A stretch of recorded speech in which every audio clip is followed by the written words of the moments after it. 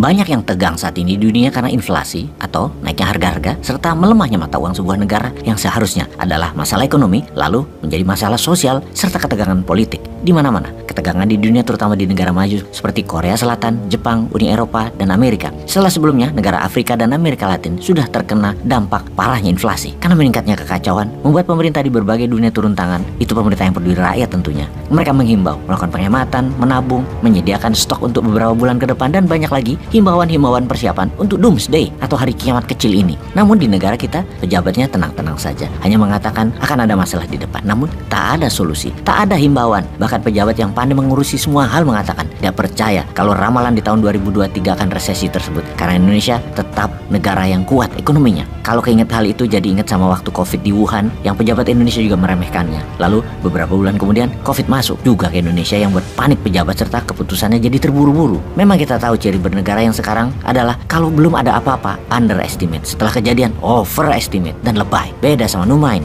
Numain mah tenang karena semua sudah dipersiapkan, terbaca dan ada solusinya. Kembali ke pejabat yang serba bisa dan selalu ada di mana-mana, dulu pernah juga mengatakan tidak akan perang militer ke depannya. Rasanya kena tulah juga tuh kata-kata. Sekarang Ukraina dan sebagian dunia perang militer terjadi dan akan meningkat ketegangan militer di tahun depannya. Masih gak percaya juga dia. Duh ampun dah kalau urusan begituan. Sekedar mengingatkan bahwa sebulan sebelum perang Ukraina, di mana Rusia menyerbu Ukraina, Bosman di videonya sudah mengatakan bahwa Rusia pasti masuk menyerang Ukraina. Bahkan tim video narasi Bosman ada bukti screenshot yang mengatakan cepetan naikin terus beritanya, ntar keburu diserang tuh Ukraina oleh Rusia. Dan benar, terus kita beritakan dan duer masuk Rusia ke Ukraina, perang deh sama dengan Taiwan. Hanya Bosman yang mengatakan pasti Tiongkok ambil Taiwan, pasti baik secara militer maupun secara non militer. Intinya Taiwan yang belum menyatakan dirinya merdeka dan belum menjadi negara utuh, di mana Tiongkok masih menganggap Taiwan adalah provinsi. Pasti Taiwan sebentar lagi akan didonbaskan. Strategi Rusia melakukan referendum atas 4 wilayah timur Ukraina akan dilakukan oleh Tiongkok agar masalah Taiwan adalah masalah dalam negeri Tiongkok. Kapan dimulainya? Biden,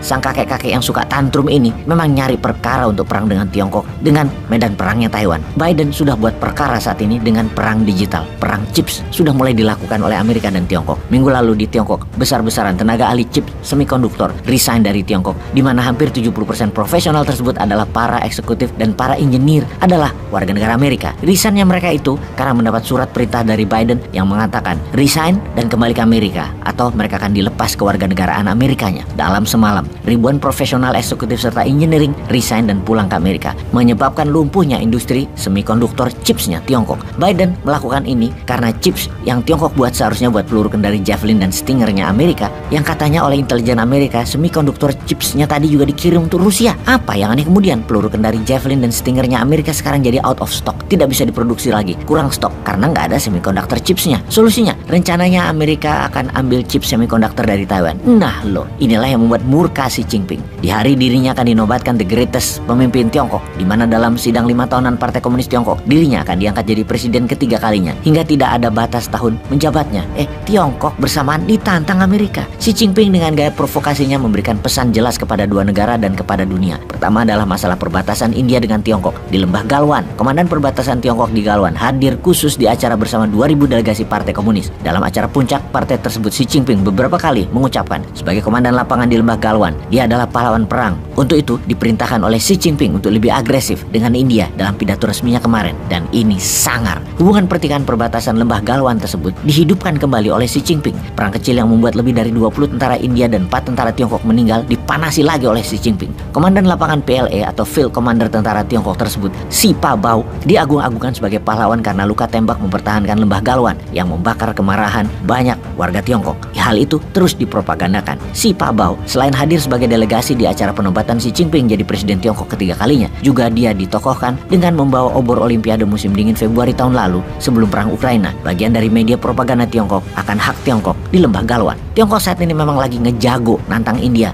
dan ini informasi kedua, nantang Amerika di Taiwan. Ketika chip semikonduktor, tenaga ahli dan para eksekutif ditarik keluar keluar dari Tiongkok oleh kebijakan Biden kemarin. Padahal chipsnya tadi bukan hanya untuk misil peluru kendali Amerika, namun banyak perusahaan Amerika di Tiongkok yang perlu chips seperti Apple Incorporated menjadi merugi. Ini blundernya kakek Biden yang kesekian juta kalinya. Sebenarnya ini pesan moral sih bagi kita warga Indonesia. Nanti kalau kita mau pilih pemimpin, cari pemimpin jangan yang tua-tua banget dan jangan yang pemarah kali ya. Ntar kayak Biden yang keputusannya banyak blunder dan nantang perang. Kita balik ke topik. Kalau Putin, gas Nord Stream-nya dimainkan untuk tarik ulur. Ini chips Amerika yang dibuat di Tiongkok dihentikan dalam semalam. Yang rugi bukan hanya Tiongkok atau Rusia, tetapi Apple, General Motors, dan sejenisnya yang juga punya pabrik di Tiongkok dan bergantung di chips ini. Juga perusahaan defense industri Amerika hancur juga dalam sekejap. Amerika sendiri yang rugi. Javelin dan Stingernya jadi kehabisan stok, out of stock buat di Ukraina. Juga buat nanti perang di Taiwan, Amerika akan kehabisan ammo atau amunisi. Perang di Ukraina jangan-jangan sebentar lagi kelar gara-gara Amerika kehabisan amunisi.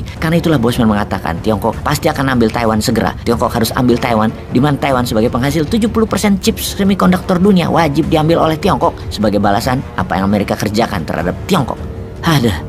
Kalau kita dapat informasi akan perang Taiwan, naiknya harga-harga karena energi dunia tinggi yang menjadikan inflasi ke depan pasti terjadi, kita jadi miris melihat ke tanah air cuma mementingkan apa dan siapa yang akan jadi presiden 2024. Bahkan pejabat yang lama jadi kemecer liurnya, ngacai, ingin 3 kali kayak Tiongkok. Terutama pejabat-pejabat di sekelilingnya yang pengen. Sisanya oposisi ya sama juga, tetap fokus politik dan jualan diri sendiri. Kapan lu pada inget rakyat sih?